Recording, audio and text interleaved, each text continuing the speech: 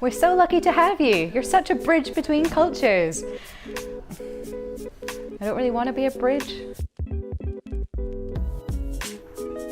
I'd rather be a whole person.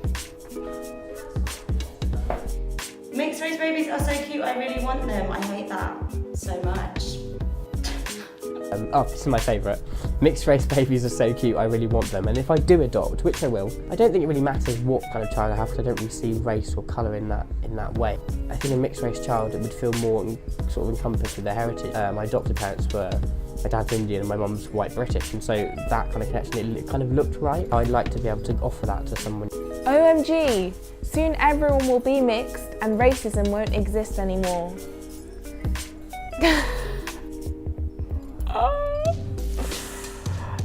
That is so stupid and ignorant. That's just never gonna happen. I love Aisha telling people off.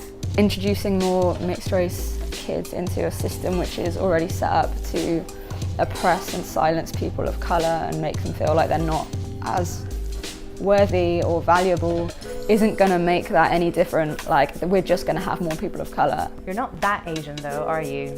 I mean, which side do you identify with? There's a huge amount of pressure put on you as a mixed race kid to prove like your cultural heritage. I don't feel I should have to do that to you. You should accept me as who I am and all of my complexities without me having to, I don't know, show you how good I am with chopsticks. I thought all mixed race people are light skinned. It's just basically based on the presumption that to be mixed race you must be mixed with white, when actually there are a lot of other mixes out there, believe it or not. You're so exotic. Exotic, that has been a label that's attached to mixed race people, particularly mixed race women. I think when I read about the histories of slavery and the way that mixed race women were used as sex slaves, part of it was about their sexual desirability and their exotic nature. So yeah, there's a lot of there's interest in that, but there's something that's very sinister about that as well. So you were raised multilingual? No, I wasn't, unfortunately. Part of it is because for my parents and grandparents' generation, speaking a language that wasn't British wasn't a good thing. My dad was forced to speak English. That was how it was. He grew up in Uganda, and that was the done thing. You look exactly like insert a celebrity who supposedly is the same race as you. Some people say I look like Alicia Keys.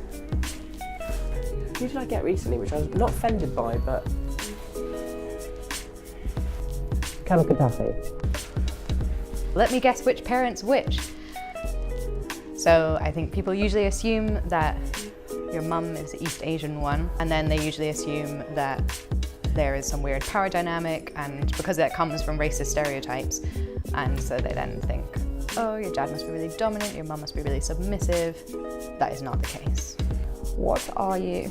But to be asked that outright is the first thing that people ask you when they meet you is, it's uncomfortable. You don't want to have to be explaining yourself and like your history and your background at a party or anything, when really you just want people to be like talking to you for like who you are or because you're fun. You don't want to be like, what are you?